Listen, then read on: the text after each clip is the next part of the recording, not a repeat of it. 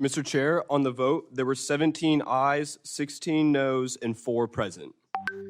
The ayes have it. The motion's agreed to. The one big... As House Republicans push forward with President Trump's so-called One Big Beautiful Bill, which includes significant changes to Medicaid, Guam Delegate James Moylan says there won't be any direct cuts to funding for the island. For the territory of Guam, status quo on the funding, the ability to have the coverage that they currently have. But Guam will have to redetermine Medicaid eligibility at least every 6 months come October 2027. Well, we have a huge deficit in the United States, right? So we want to bring that down. The multi-trillion-dollar legislation backs Trump's priorities to include increased spending for defense and border security. It extends 2017 Trump tax cuts and makes $880 billion cuts to Medicaid, food stamp, and clean energy subsidies. 5 Republicans blocked the measure Friday, but a revote Sunday night or midday Monday Guam time advanced the bill forward one step closer to a floor vote. Under the bill, there will be stricter work requirements for Medicaid recipients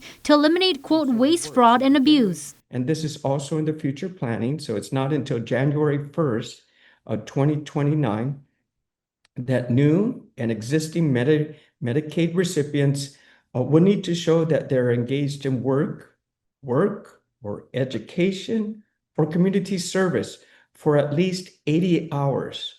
And this is per month, 80 hours per month. There are exceptions for children, expectant mothers, people with disabilities, Medicare recipients, and those facing hardships. Democrats argue the stricter requirements will increase barriers to enrolling and renewing, causing millions to lose coverage. It comes at a time when local officials are looking to improve accessibility and eligibility, according to Governor Lulian Guerrero. Yes, we are aware that Medicaid is not going to be impacted, but we continue actually to work with the Department of Public Health and Social Services to make the system much more efficient and much more accessible and easy to be eligible and to approve eligibility.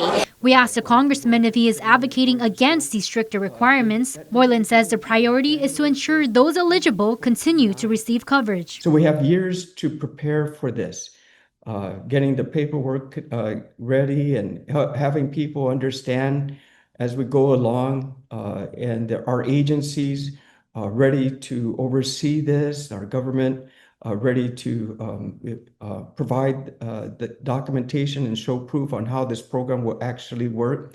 So we have time to help prepare. According to Public Health, there are more than 45,000 Guam residents who currently rely on Medicaid. Matsuki Hirayama, KUAM News.